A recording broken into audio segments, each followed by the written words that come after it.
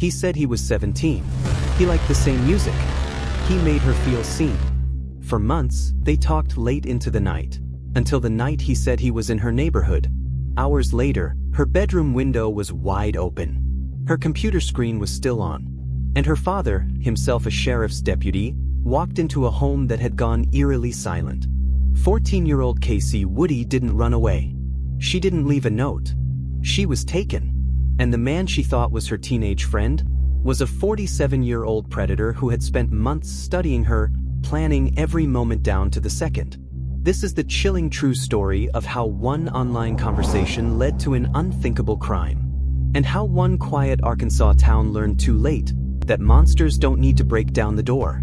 Sometimes they just log in. Before we begin, subscribe to True Crimes Now for real stories that expose the darkest parts of the human mind. Hit the bell so you never miss a case. This is the story of Kacie Woody. It was after midnight in the small town of Holland, Arkansas. Cold rain slicked the blacktop, turning gravel into mud and echoing the hiss of tires in the distance. Inside a quiet suburban home on a dead-end road, a single window glowed with the faint blue light of a computer monitor, silent witness to a girl who should have been asleep. But Kacie wasn't asleep. Her door creaked slightly open, the hall outside dark. On her bedroom floor were scattered teen magazines, a few schoolbooks, and the fuzzy outline of her slippers. But something was wrong. Her desk chair sat empty, slowly spinning. And her bedroom window was open. The screen had been removed carefully, no breakage, no mess. Just peeled out, as if someone had done this before. Rain drizzled in through the gap, pooling on the carpet. Outside, two muddy footprints led from the window into the night. 14-year-old Kacie Woody was gone. When her father, a sheriff's deputy, returned from work hours later, the house was silent. He called her name. No answer. Her bed hadn't been slept in. Her computer was still on. The chat window blinking with a single message. "Kacie, are you still there?" Just weeks before, everything had felt normal. Kacie was bright and funny. An animal lover with big dreams and a heart that hadn't yet learned how dark the world could be. She lived with her father, Rick, and her older brother in a cozy home surrounded by trees. Her mother had died in a car accident years before, a wound Kacie carried quietly. She still talked about her mom often, still wore her perfume on special days.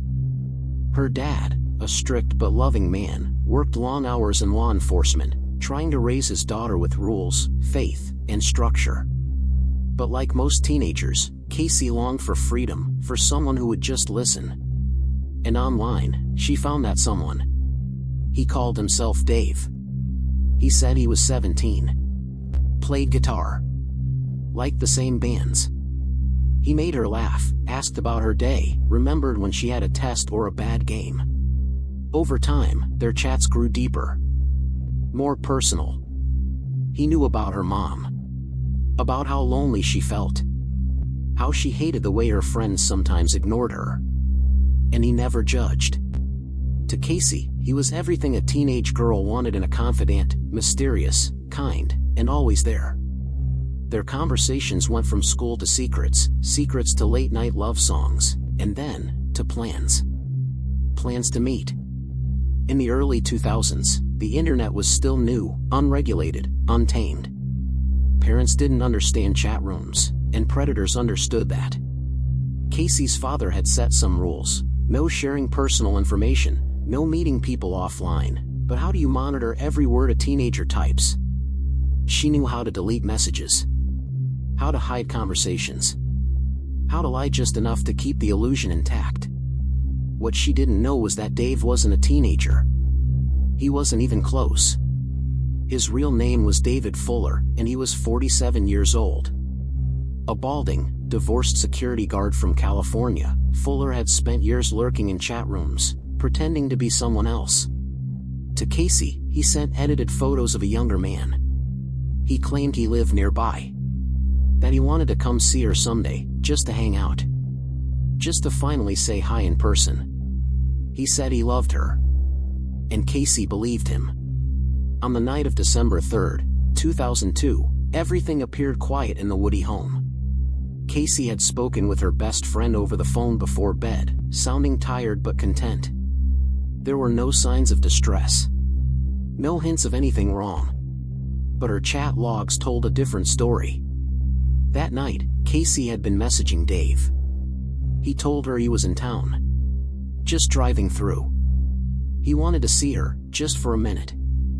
From the driveway. She told him no. Her dad was home. She couldn't. But something changed after midnight. The log showed a break in their conversation. And then, nothing. Kacie's friend tried calling, but the phone rang out. Her brother assumed she was asleep. And outside, in the shadowed road behind their house, a van sat parked, engine idling in the dark. By morning, Kacie was gone. The Faulkner County Sheriff's Office launched a search immediately. Rick Woody, normally calm and in control, was a wreck. He didn't sleep. Didn't eat. He drove endlessly, searching ditches, back roads, abandoned properties, anywhere a girl might be taken. Flyers went up within hours. Her friends wept on local news. Classmates held prayer circles at school. But behind the scenes, investigators were combing through her computer, and what they found chilled them to the core. Multiple usernames. Dozens of saved conversations. And one consistent name across them all. Dave. IP traces soon linked Dave to a man over 1,000 miles away, a man who had once been arrested for impersonating a teenager online. Police learned he had rented a car just days before. Paid in cash. No return scheduled. It was a calculated move. By the time they knew his real name, David Fuller had vanished. It would take almost 48 hours before law enforcement tracked the rental vehicle to an abandoned mini-storage facility in Conway, Arkansas, just 20 miles from Kacie's home. What they found inside that unit changed everything. The van was parked inside the storage bay, doors shut tight. There was a mattress in the back. Ropes. Duct tape. And in the shadows, Kacie. Her lifeless body was found crumpled in the van. She had been bound and gagged. Autopsy reports later revealed that she had been sedated with over-the-counter medication and asphyxiated. David Fuller's body was found nearby. He had shot himself. The unit had been rented under a false name. The floor was covered in evidence of days of planning, maps, printouts of Kacie's chat logs, and handwritten notes. He had stalked her for months. Watched her house. Waited for the night when her father was at work and her guard was down. This was never about love. It was a hunt. The storage unit sat in grim silence, cordoned off with yellow tape. The faint buzz of overhead fluorescent lights flickered in the dark. Detectives stood motionless, staring into the van's interior, trying to absorb the weight of what they had found. It was as if time had slowed inside that cramped steel box, where innocence had been stolen and discarded in less than a day. There were no signs of a struggle. No screams had been heard. No calls for help. Kacie had simply vanished.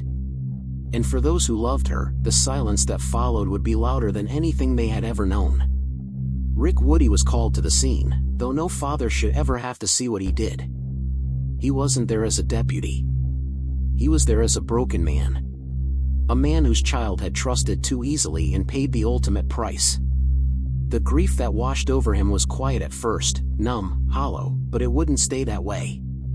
Because as investigators dug deeper, the horror only grew. Inside Fuller's rented van were scraps of paper, some with Kacie's name written over and over again in childish loops. Others contained directions, grocery lists, gas station receipts, evidence of a man who had been on a mission. He had driven across state lines, rented a van, prepared restraints, and carefully picked a location where no one would hear her scream. This was not the act of someone who had snapped. This was a man who had planned every single detail. And that's what chilled detectives the most.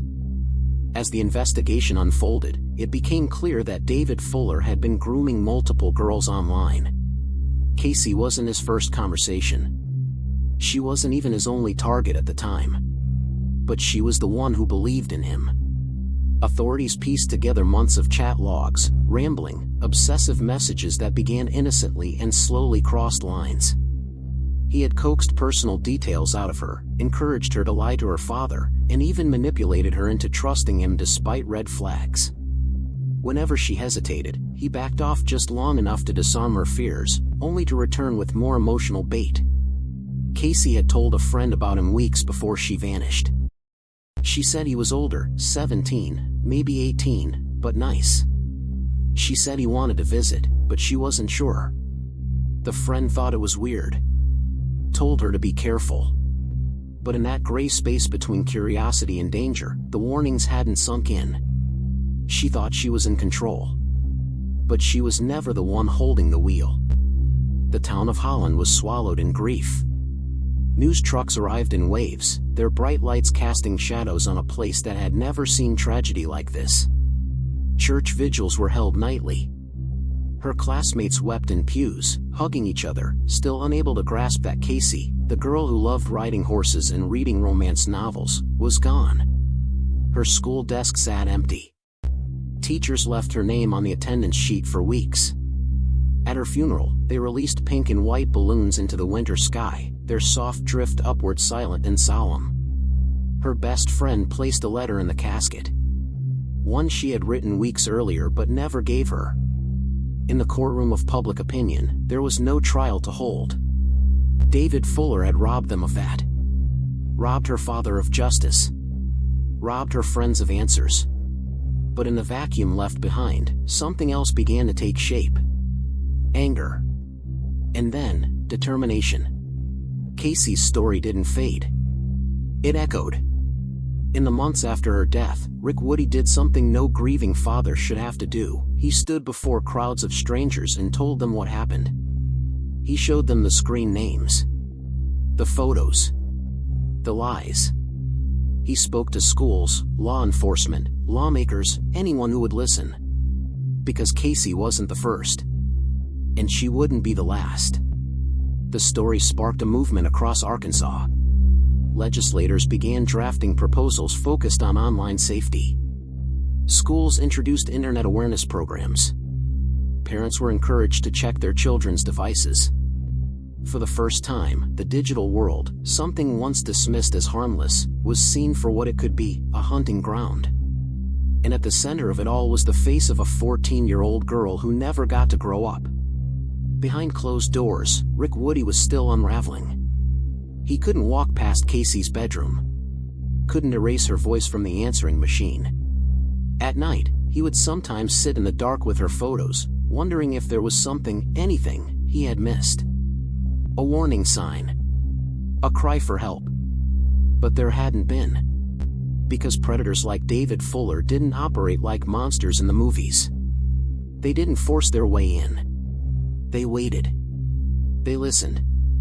They studied the gaps in a teenager's life, and then filled them with promises. Kacie had lost her mother at a young age. She had longed for connection. For someone who would never leave. And in her quiet moments, she had turned to the only place that never judged her, her chat window. She couldn't have known what waited on the other end. In 2003, the Kacie Woody Foundation was formed, a nonprofit dedicated to educating youth and parents about online safety. Rick worked tirelessly with the foundation, determined that her death wouldn't be in vain. He had once spent his life protecting others. Now, he did it in her name. Her story was featured on national news, in documentaries, and in training courses for law enforcement. But every time it aired, it carried a familiar ache, the image of a girl with a shy smile and trusting eyes, frozen in time. The internet had promised connection. But for Kacie, it became a corridor of silence, one that led to a locked storage unit, a van, and a predator who wore the mask of love. But the story didn't end there. Not for the families of other girls David Fuller had contacted. Not for the parents who suddenly began checking their kids' browser history. Not for the officers still haunted by the quiet way Kacie disappeared, or the simple horror of how little she resisted, because she didn't think she had to. Because she had trusted him. And that is what made it so devastating. The seasons changed in Holland, Arkansas. Winter melted into spring. Trees bloomed. Classrooms filled again. But for the Woody family, time didn't move the same. Grief is not linear. It doesn't taper off like a fading bruise. It circles back, recycles pain, digs deeper over time. For Rick Woody, reminders were everywhere. Kacie's horses still waited for her in the barn. Her stuffed animals still lined the bed. Her scent lingered in her clothes. And every day, when he looked in the mirror, he saw a man who had devoted his life to protecting others, yet couldn't save his own daughter. The guilt was bottomless. But beneath the weight of that pain, something else burned: purpose. The Kacie Woody Foundation expanded in the years following her death. Rick began speaking at conferences nationwide, his voice raw, unwavering, and stripped of illusion. He spoke not as a professional, but as a father, a man whose child was stolen by someone who seemed invisible until it was too late. He told them what predators sounded like. How they wait. How they learn what hurts you and then say exactly what you need to hear. He told them that evil doesn't always kick down doors, it sometimes climbs quietly through a bedroom window while the world sleeps. And people listened. School districts across Arkansas implemented mandatory internet safety education. Police departments began hosting digital awareness seminars for parents. Lawmakers reviewed outdated internet safety laws that hadn't yet accounted for the growing power of anonymity online. Kacie's story became a cornerstone of digital safety training across the country. Her face, young, open, and trusting, became a warning, a heartbreak, and a rallying cry all at once. She didn't die in vain. But no legacy could bring her back. Her best friend, Sam, would later say that the hardest part wasn't the funeral, it was the little things. Waiting for her to log in at night. Glancing at the empty lunch table. Hearing her name echo through the halls in hushed voices.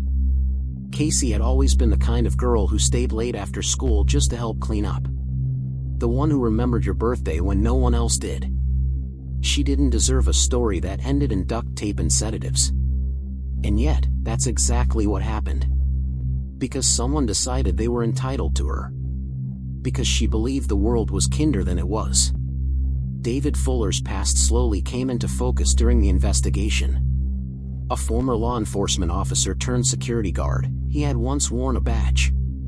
He had a daughter of his own. He lived a quiet life, paid his bills, and stayed off the radar. But behind the mask of normalcy was a man who had been grooming minors for years. Chatroom archives revealed a trail of deception across multiple states. In some cases, he had backed off. In others, girls had stopped responding in time. But Kacie had kept talking. Maybe because she was lonely. Maybe because she needed someone. Maybe because she just didn't want to be rude. That's the truth no one wants to say out loud, that being kind, open-hearted, and trusting shouldn't be a death sentence. But for Kacie, it was. The case left permanent scars on the small Arkansas community. Holland wasn't a place where children vanished. It wasn't a place where evil came in the night. People left their doors unlocked. Kids walked home alone. No one thought twice. But all of that changed. Parents began hovering closer. Trust began shrinking. And a new fear was born, one that lived not outside, but inside the home. On glowing screens. In chat windows. In digital spaces where strangers could wear whatever face they needed to earn a child's trust. The internet had promised a new world. But no one told them how dangerous it could be when the world comes into your daughter's room, and you don't even hear it. Years passed, but the wound remained raw. On anniversaries of her death, friends gathered at the cemetery to leave flowers, handwritten notes, and folded drawings. Her name became more than a memory, it became a lesson taught to generations who would never meet her. She was like me, one teen once said during a school presentation. She liked music. She talked to people online. It could have been me. And that was the point. Kacie Woody wasn't reckless. She wasn't stupid. She was a kid. And she thought she was safe. Today, the storage unit where Kacie died has been torn down. The property sold. the van long gone. But her story lives in other places now, in classrooms, in courtrooms, in living rooms where parents sit with their children and say, "Let me tell you about a girl named Kacie." And they listen. Because this story doesn't fade. It lingers. In the quiet click of a keyboard. In the hum of a screen left glowing after midnight. In the hesitation before pressing send. Rick Woody no longer wears a badge. He retired from law enforcement quietly. He spends his days away from the headlines now, still living in Holland, still surrounded by the echo of memories. But he says her name every day. Because her story still matters. Because out there, somewhere, is another girl just like Kacie, open-hearted, curious, aching to be seen. And maybe this time, her parents will ask the right questions. Maybe she'll think twice before trusting a stranger online. Maybe she'll hear Kacie's voice in the back of her mind, whispering caution in the dark. And maybe, just maybe, that will save her life. Kacie Woody was 14 years old. She had a smile that could brighten the room. She loved animals. She loved her friends. She trusted too easily. And in December of 2002, she disappeared into the night, and never came back. But she left behind something powerful. A warning. A legacy. A voice that still speaks, if we're willing to listen.